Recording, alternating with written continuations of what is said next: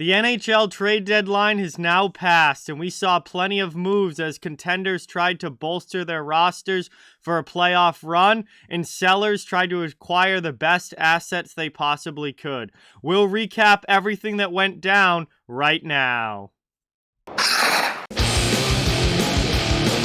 Hey everybody, so yesterday was the 2022 NHL trade deadline. It has passed, the moves have been made, and we certainly saw quite a few moves this year at the deadline. Some big ones, some big returns especially. It was very much a seller's market. They got some big returns on the pieces that they were moving out. And we saw a big-time arms race in the Eastern Conference where all of these competitive playoff-level teams really made some major moves to try and bolster their lineup, and it turned into a bit of a race to see who could get the best additions possible, and we saw that drive prices up. We also saw that kind of force teams into making some sort of move, because if you just held pat, you were going to get left behind. So it was a very interesting trade deadline overall. Deadline day itself isn't when some of the major moves were made. They were actually made before deadline day, so it was kind of like deadline week rather than deadline day this year, but it was still a lot of fun, and we certainly saw some major moves made.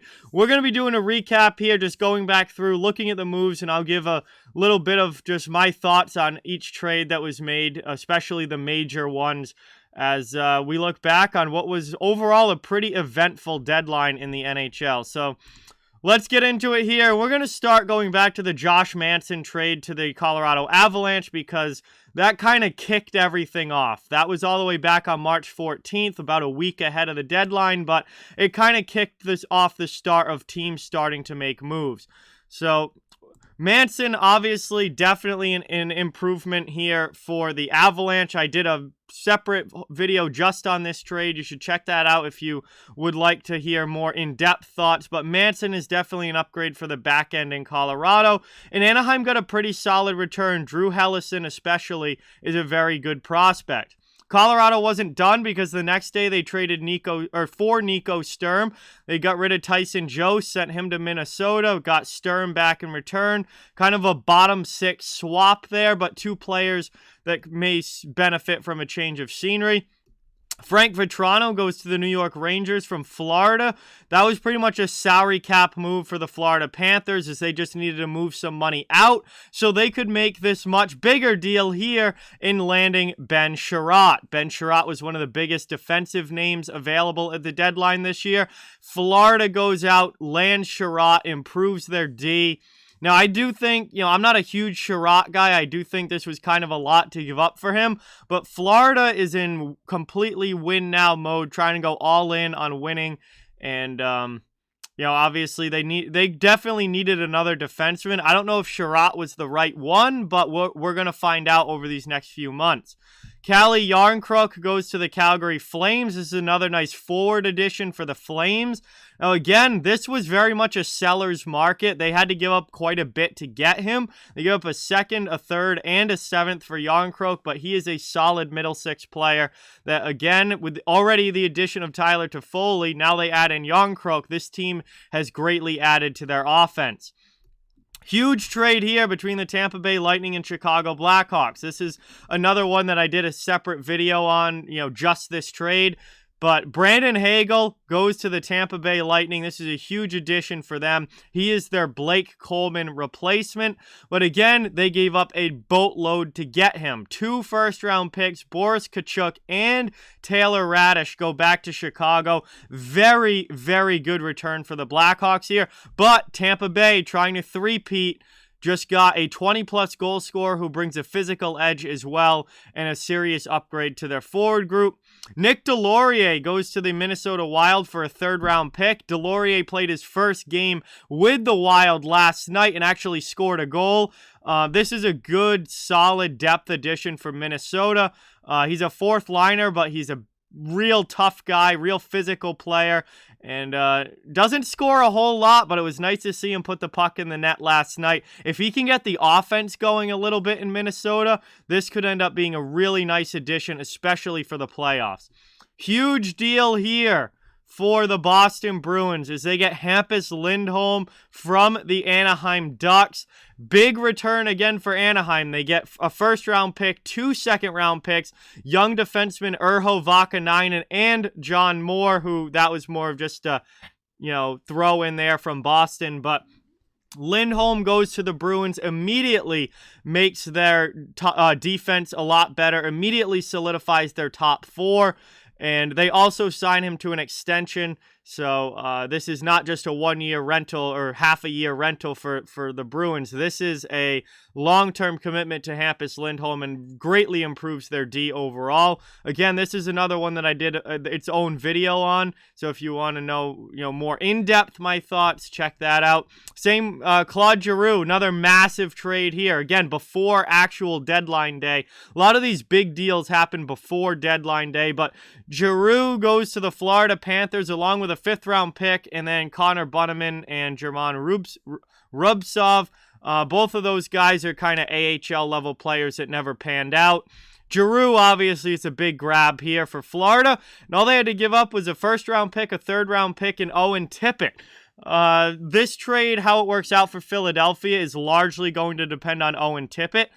This guy was drafted 10th overall a few years ago, back in his draft year, so he definitely has some potential, but really hasn't met that potential yet. If Tippett works out for Philadelphia, this ends up being a pretty good return for them. If Tippett doesn't, though, then it's just kind of a 1st and a 3rd for probably the biggest name on the trade market. That doesn't look like a good return for Philly if Tippett doesn't work out, especially given what a seller's market this was and how big a lot of these other returns were. Small deal here for Robert Hay going to Florida. He's a depth defenseman. Probably won't play in their top 6, but is some added depth in case somebody is injured, which right now Aaron Ekblad is injured.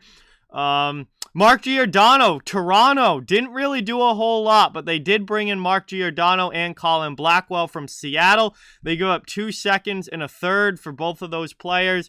Giordano obviously looking to go to a playoff team in what's very possibly his final year in the NHL. 37 years old, trying to make a playoff run. Blackwell is a depth guy. He won't play any higher than 4th line on the Maple Leafs. It may even be an extra forward. But Giordano was the big piece here for the Leafs as they look to bolster their back end. Interesting deal here. Travis Hamonic goes to the Ottawa Senators for a 3rd-round pick. I just didn't see this one coming. I'm not really sure what Ottawa needs Travis Hamonic for, but it's still a deal that happened. Troy Stetcher goes from Detroit to LA. This is just a depth move for LA. They've got some injuries on D right now, and Stetcher will probably play until guys start getting healthy, and then he's probably a 7th or 8th defenseman once they start getting D-men back. Travis Dermott traded from Toronto to Vancouver for a 3rd-round pick. Again, I think with Giordano coming in and with some of the other younger defensemen stepping up for Toronto, Dermott really became expendable, and they're able to get a 3rd-round pick for him. And Vancouver, you can never have too many defensemen. He's still a fairly young guy. He'll be a depth D-man for the Canucks. Tampa Bay makes another decent move here with Nick Paul going to Tampa in exchange for Matthew Joseph and a 4th-round pick. Nick Paul is a very Tampa Bay-style player. He's physical. He's big. He's not going to score a ton, but for a bottom 6 role on the Lightning, he's exactly the kind of player that they are looking for. I think he's going to give you somewhat similar offensive output to Matthew Joseph, but he's a much more physical player, a much bigger body, and somebody who's going to play that more playoff style of game physically. So I think that's why the Lightning wanted him and were willing to give up Joseph. Jeremy Lauzon goes to the Nashville Predators for a 2nd-round draft pick. Again, he'll play a depth role on the Preds. Probably a bottom pair D-man for them in their regular lineup. But still on the younger side, decent depth pickup there on the back end for the Preds who are looking to make a playoff run. Scott Wedgwood goes to the Dallas Stars.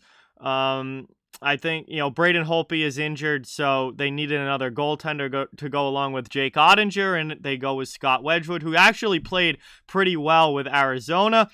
Jack Mcbain goes to the Arizona Coyotes. Mcbain was a college player that was just highly sought after. Didn't seem to want to sign with Minnesota, so he gets his rights traded to Arizona and then signs with the Coyotes.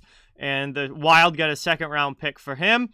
Mason Appleton goes back to Winnipeg for a 4th-round pick. Appleton was taken in the expansion draft by Seattle. Now he's back with the Winnipeg Jets. Depth move there for the Jets. We'll see if they even make the playoffs or not. Nathan Bullier goes to the Pittsburgh Penguins. Now he's probably not going to play in their top 6 when they're all healthy. Probably a 7th defenseman for Pittsburgh. But good depth addition and somebody that if you lose a guy out of the lineup can step in and still be a fairly reliable bottom pair D-man.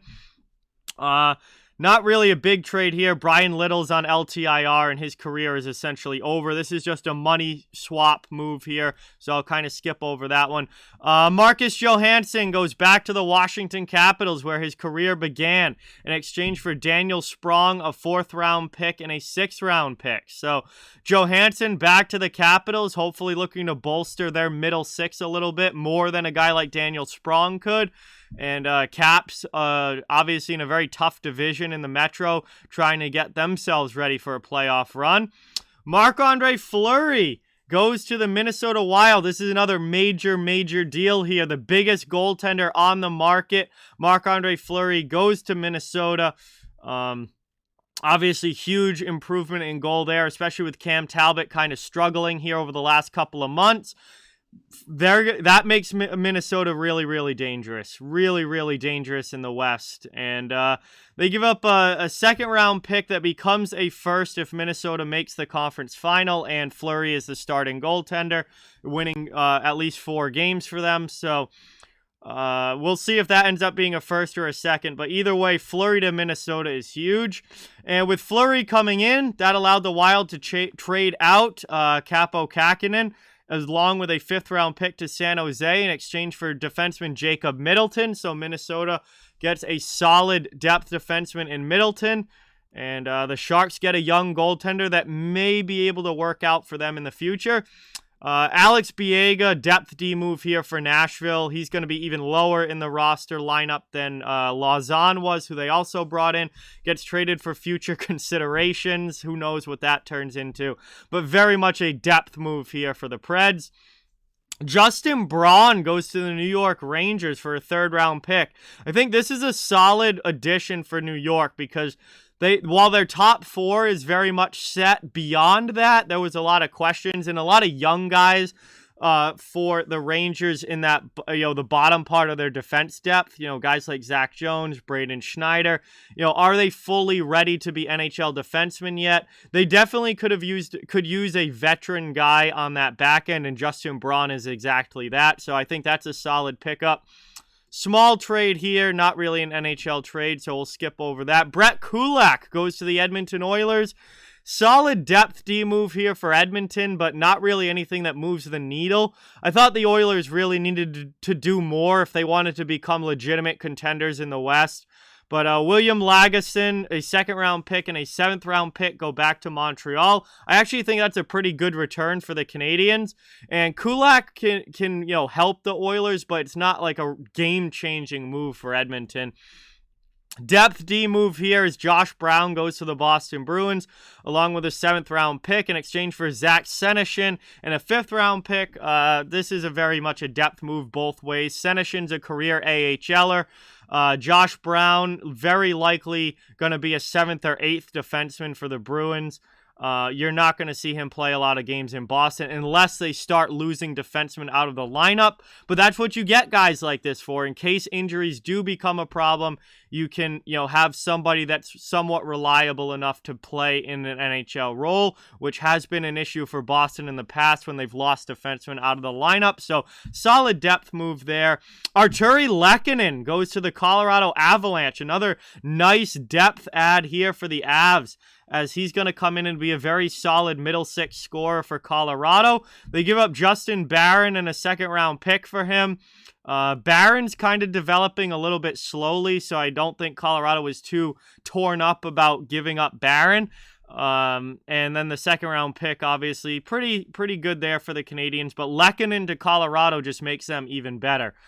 Nick Leddy goes to the St. Louis Blues along with Luke Witkowski, which is going to be more of a minor league guy, in exchange for Jake Wallman, Oscar Sundqvist, and a second-round pick. Now, this is a huge return, I believe, for the Detroit Red Wings. To get Wallman, Sundqvist, and a second for essentially Nick Leddy and an AHLer. That's a big return for Detroit. But the Blues needed to do something on defense. They were running out of options because guys were coming off the board. So they ended up just biting on Nick Leddy. We'll see if he can help them in the playoffs. Andrew Cagliano goes to Colorado as well. Another really solid depth move here for the Avalanche, who really rounded out their overall team depth with what they've done at the trade deadline this year. Cagliano is a veteran guy, probably a fourth liner on the Avalanche, but still veteran guy with a lot of experience, and you didn't have to give up a lot to get him, only a fifth-round pick. Speaking of depth, Johan Larsson goes to the Washington Capitals for a third-round pick. Again, this is a depth move for the Caps as they try and keep pace in the East with all these other teams making big moves. We'll see if they're good enough to get beyond the first round this year. Zach Sanford goes to the Winnipeg Jets in exchange for a fifth-round pick. Depth forward here for Winnipeg, but they're still trying to get into a playoff spot in the West. It will be interesting to see how that goes. Very minor deal here between the Canadiens and Devils. Very minor league deal here between the Sharks and the Rangers. Tyler Mott, though, goes to the Rangers. That's another solid bottom six addition for New York, who really needed to bolster that depth a little bit. Tyler Mott definitely helps in that. Big trade here is Rickard Rakell goes to the Pittsburgh Penguins. This is a huge move for the Penguins as they go out and get a scorer like Rickard Rakell who can really add to the offense for them.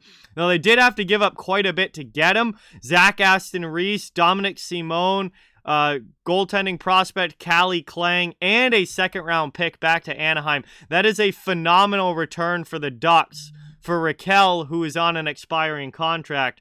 But at the end of the day, Rakell has the chance to be a huge addition for the Pittsburgh Penguins.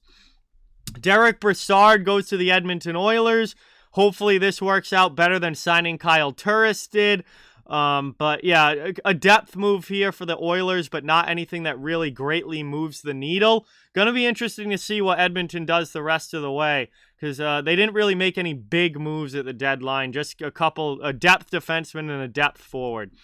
Pretty major deal here is Max Domi goes to the Carolina Hurricanes. This is an interesting move. I'm not completely surprised. Carolina obviously wanted to do something to keep pace with all the other moves being made in the Eastern Conference, but Max Domi isn't exactly the kind of player that I usually equate to the Carolina Hurricanes, but I do think they wanted to add some grit before the postseason, because that is one area where the Hurricanes, they're not the toughest team in the league. And if they're going to be playing in the playoffs against a team like the Rangers or a team like the Lightning or a team like the Panthers, who do have a lot of toughness, I think they wanted a little bit more grit in their lineup, and Domi certainly plays with an edge, that's for sure. He takes a lot of penalties, but he certainly does play with an edge. Vlad Namestnikov goes to the Dallas Stars in a depth move there. Dallas didn't do a whole lot. They're still on the outside of the playoffs as of right now, but they've got an opportunity to still get into a playoff spot before the end of the season. Namestnikov's had a pretty nice year. That's a solid pickup for them. Ryan Carpenter goes to the Calgary Flames. Another nice depth forward move here for the Flames. That's definitely an area that they needed to improve, and between everything that they've done at the deadline, they certainly did that. So good pickup there. Very minor deal here between Calgary and Ottawa. Riley Nash goes back to the Tampa Bay Lightning. Once again, I think this is very much a depth move. I don't think you're going to see Riley Nash in the regular lineup for Tampa Bay. More likely than not, he's going to be an extra forward, but he's a guy that if someone gets injured, if you have guys out of the lineup, then Nash can fill in nicely. Major deal here between the New York Rangers and Winnipeg Jets. Andrew Kopp and a 6th-round pick go to the Rangers in exchange for Morgan Barron, 2 second-round picks, and a 5th-round pick. Very nice return here for Winnipeg, getting Morgan Barron and 2 seconds. But Andrew Copp was one of the bigger forwards available at the deadline, and the Rangers needed that addition to their depth, and Andrew Copp certainly brings that. I am a huge fan of Andrew Copp, so love that deal. Victor Rask goes to Seattle, and just kind of a dump-off move there for Minnesota. Future considerations going the other way. Very minor deal here. Very minor deal here. And then this is an interesting one. The Dadonov trade to Anaheim still in question. We don't know if this is actually going to happen or not. I mean, this is almost a whole video in itself, but there's a lot of problems with the no trade list for Dadonov, which apparently Anaheim was on the list, but Vegas was never told that or didn't know that.